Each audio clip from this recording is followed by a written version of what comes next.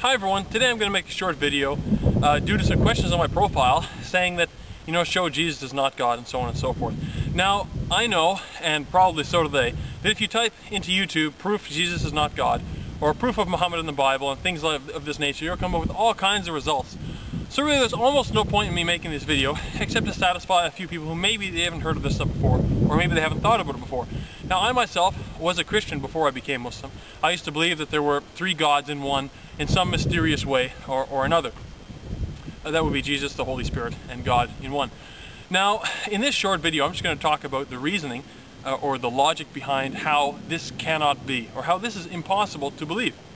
First, I'm going to start off with a quote from the Old Testament, from Deuteronomy chapter 5, verses 6 to 8. God says, "I am the Lord your God who brought you out of the land of Egypt, out of the house of bondage. You shall have no other gods before me. You shall not make an idol from the heaven above or from the earth beneath. And you shall not bow down to them, and you shall not worship them." This basic commandment basically means you cannot worship or you cannot bow down to anything from the creation. If you build a statue and say, this is like God, it's not God fully, but it has some attributes, it doesn't work. Can't do it. You cannot take any image or any idol from the heaven above. Now, this is one of the commandments of in the Old Testament to all of the believers at that time, and Jesus was one of those ones who followed that ruling, the laws of Moses.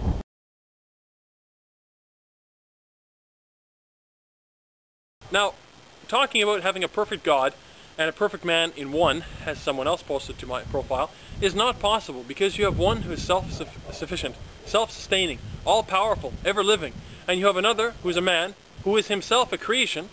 He needs food, he only has a certain lifespan, and he's not all-knowledgeable or all-powerful. These two things cannot come together because we have an infinite being and a finite being. They cannot coexist. By definition, it doesn't make any sense. Now, to the others who say, well, okay, he's not perfect God and perfect man at the same time. He's half man and half God. So we have a character from something from Roman mythology or from Greek mythology of a man that's a god who has all these crazy special powers, and he makes mistakes like a man, but at the same time he's powerful like a god. These two things can't come together because you have God who's perfect, who is infinite. If you take away any of these attributes of God, being all living, all powerful, and put them in a man's form and limit him to time and space, limit him to weakness, limit him to eating, limit him to gaining knowledge from being a baby, from defecating, this is no longer God. So why would you worship this? This is a man. It's a person. It doesn't make any sense. Now, if we go on here to another simple analogy, if we have a circle and we have a square, the circle represents God and all his attributes, and the square represents man and all his attributes. If I look over there and I say, hey look, that's a circle square. What's a circle square? Is it a square that looks like a circle or a circle that looks like a square? We only have two things, a circle and a square. If you have a circle square, it doesn't work. It doesn't mean anything, because we know what circles are and we know what squares are, by definition. If we say we have a circle square, it doesn't make any sense. We're going to go on here now to Mark chapter 11, verse 12 to 14, where it says, Jesus was hungry. He saw a fig tree, or fig leaf, and he went to the tree, but it had no fruit because it wasn't the season for the figs. And so Jesus cursed the tree, and it rotted and died, and so on and so forth. Now from this we see a number of points.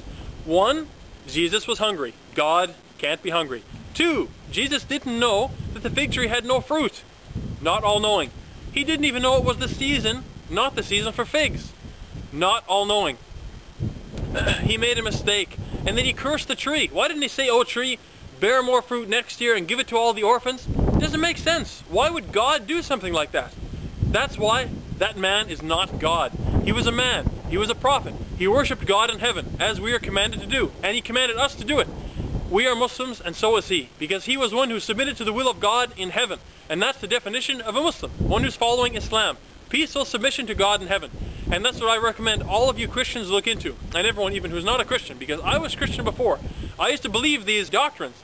Please, if you want to be saved from the hellfire, if you want to go to heaven, look into Islam, read the Quran, and find out that there's no one worthy of worship except God in heaven, except Allah. So, really, we only live in this life one time. If you have a faith and you're going to die and stand before God, God's going to say, why did you believe so-and-so? You're going to say, oh God, well I had faith. I didn't need reason. I didn't need logic. I didn't need to become educated about anything. I just believed it. I didn't have any proof for it. How can you say that a man is God? It doesn't make any sense. God commanded you in the Old Testament. He commanded you in the New Testament. Don't make an idol. Don't make an image. Don't worship the creation. How can we do that? How can we stand before God on the Day of Judgment and answer, oh God, I used to worship your creation. Okay, you didn't worship me. You worshiped my creation. Hellfire. Please learn about Islam before it's too late. Thanks so much for watching. Have a good week.